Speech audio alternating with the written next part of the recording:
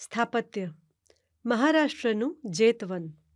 લેખક હેમંતવાળા. વર્ષ 2016માં મહારાષ્ટ્રના સાખરવાડીમાં સ્થપતિ સમીપ પાડોરા એન્ડ એસોસિએટ્સ દ્વારા નિર્ધારિત કરાયેલ 1400 ચોરસ મીટરમાં આ એક ઉલ્લેખનીય રચના છે. સાંપ્રત સમયમાં દરેક અર્વાચીન મકાન માટે સ્થપતિ દ્વારા પર્યાવરણની જાળવણી અને ઉર્જાની બચતને લગતા જે મોટા મોટા દાવા કરાય છે તેની સામે અહીં હકીકતમાં પર્યાવરણ અને ઉર્જા બાબતે સાર્થક સંવેદનશીલતા રાખીને મકાન નિર્ધારિત કરાયું છે. આ બધા સાથે વરસાદના પાણીનો સુંદર તેમજ યોગ્ય ઉપયોગનો ઉલ્લેખ પણ જરૂરી છે. આ રચના પાછળનો મૂળ હેતુ આધ્યાત્મિક ઉન્નતિ સાથે કૌશલ્યના વિકાસનો પણ છે. અહીં આ બંને ભિન્ન જણાતી પ્રવૃત્તિઓને સરસ રીતે એકબીજા સાથે સાંકળીને સ્થાપત્યનું નિર્ધારણ થયું છે.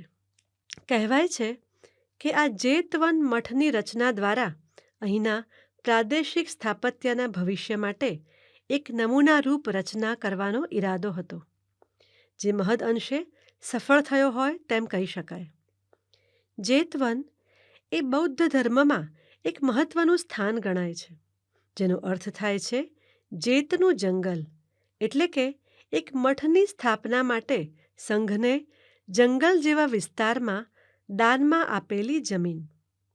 મજાની વાત એ છે કે આ રચનાને જોતા એમ અનુભવી શકાય કે ખરેખર જંગલને અનુરૂપ, જંગલના પર્યાવરણને અનુલક્ષીને, જંગલના માહોલ માટે જ બનાવાયેલી કુટીર છે. જંગલના આત્મા સમાન વૃક્ષને નુકસાન ન પહોંચે તે માટે અહીં મકાનની જરૂરિયાતને 6 ભાગમાં વિભાજિત કરી તે મુજબ પ્લાનિંગ કરાયું છે. આમ કરવાથી હયાત વૃક્ષની જાળવણી શક્ય બની છે. એકવાર એમ જણાય કે આ બધા વૃક્ષોની આજુબાજુ પ્રાપ્ય જગ્યા અનુસાર મકાનો ઉગી નીકળ્યા છે. આ બધા મકાનોને, વિભાગોને એકબીજા સાથે વરંડા, ખુલ્લી જગ્યાઓ તથા પ્રવેશ સ્થાન દ્વારા સાંકળી લેવામાં આવ્યા છે. આ પ્રકારના અર્ધખુલ્લી જગ્યાઓના અસરકારક ઉપયોગ થકી સમગ્ર રચનાનું કુદરત સાથેનું જોડાણ સ્વાભાવિક અને સરળ બને છે, અને સાથે સાથે એક પ્રકારની પારદર્શિતા ઉભરે છે. અહીં ઢળતા છાપરાઓનો રચનાત્મક ઉપયોગ જોવા મળે છે. છાપરાના ઢાળથી મકાનની અંદરની જગ્યાએ એક પ્રકારની નાટકીયતા ઊભી થાય છે. મકાનની અંદરની જગ્યાઓએ રસપ્રદ વિવિધતા સર્જાય છે, અને જે તે ઓરડાનો ચોક્કસ દિશા તથા બહારની કુદરતી પરિસ્થિતિ સાથેનો સંબંધ વધુ દ્રઢ થાય છે. સામાન્ય રીતે ઢળતા છાપરાનો ઢાળ બહારની તરફ હોય છે, પણ અહીં તેનાથી વિપરીત ગોઠવણ છે, જેને કારણે મકાનની બહિર્મુખતા પ્રખરતાથી ઉભરી આવે છે.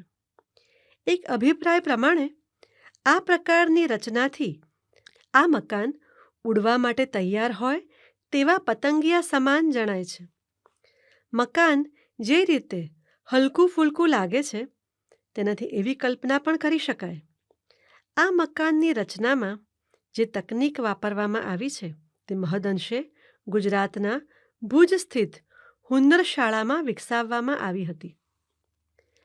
આ મકાનની રચનામાં હવાની કુદરતી અવરજવર તથા કુદરતી પ્રકાશને ખાસ મહત્વ આપવામાં આવ્યું છે. તે માટે મકાનના ઢળતા છાપરાને વ્યવસ્થિત રીતે દિવાલથી અલગ કરી દેવાયા છે.